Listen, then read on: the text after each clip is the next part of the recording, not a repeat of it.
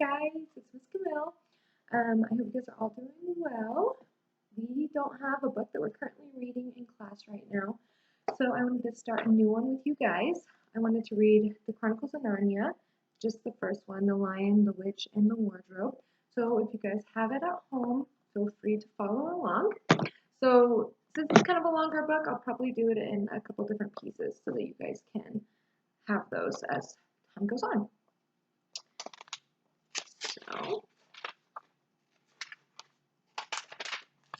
So chapter 1, Lucy looks into a wardrobe.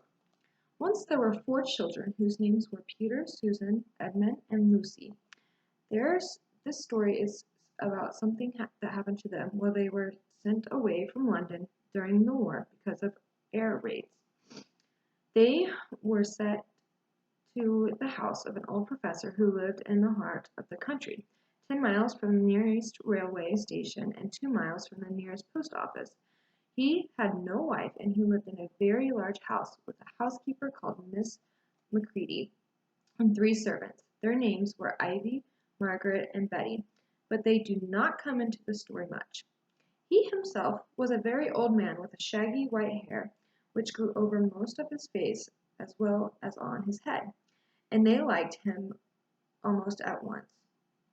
But on the first evening when he came out to meet with them at the front door, he was so odd-looking that Lucy, who was the youngest, was a little afraid of him, and Edmund, who was the next youngest, wanted to laugh and had to keep on pretending he was blowing his nose to hide it.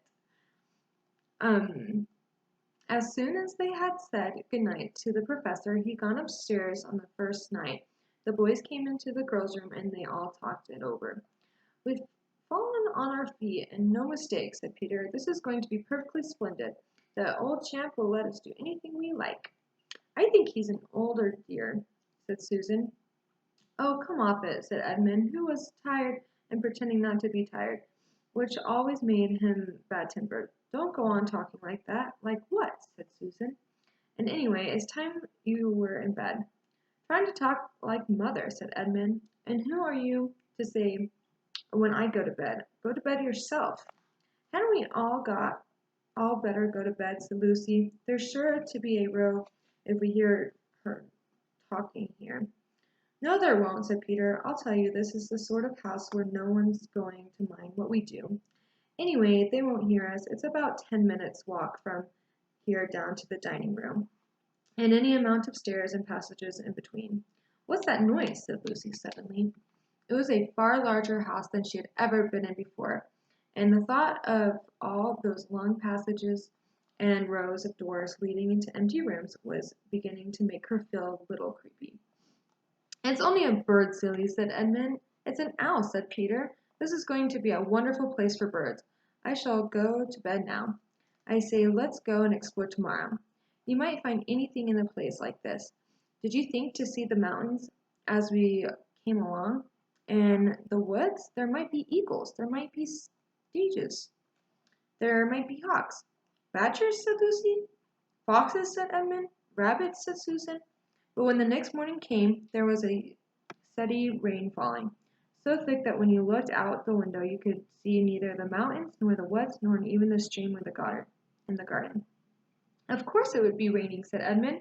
"They just finished their breakfast with the professor and were upstairs in the room he had set apart for them, a long, low room with 2 windows looking out in one direction and 2 in another."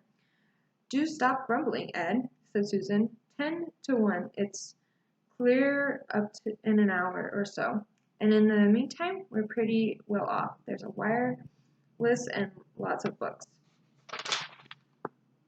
"Not for me," said Peter. "I'm going to explore in the house." Everyone agreed to this, and that is how the adventure began. It was sort of a house that you never seemed to come to the end of, and it was full of unexpected places. The first few doors they tried led only into spare rooms, as everyone had expected that they would look, but soon they came to a very long room full of pictures, and there they found a suit of armor, and after that was a room all hung with green, with a harp in one corner, and they came 3 steps down and 5 steps up. and then a kind of little upstairs hall and a door that led out onto a balcony, and then a whole series of rooms that led into each other and were lined with books. Most of them were very old books, and some bigger than a Bible in a church. And shortly after, they looked into a room that was quite empty, except one big wardrobe, the sort that had a looking glass in the door. There was nothing else in the room at all except a dead blue bottle on the window sill. "Nothing there," said Peter, and they all trooped out again, all except Lucy. She stayed behind because she thought it would be worth while trying the door of the wardrobe, even though she felt almost sure that it would be locked. To her surprise, it opened quite easily, and 2 mouthfuls dropped out. Looking inside, she saw several coats hanging up, mostly long fur coats. There was nothing Lucy liked so much as the smell and feel of fur. She immediately stepped into the wardrobe and got out in among the other coats and rubbed her face against them, leaving the door open, of course, because she knew that it was very foolish to shut oneself into any wardrobe. Soon she went further in and found that there was a second row of coats hanging up behind the first one.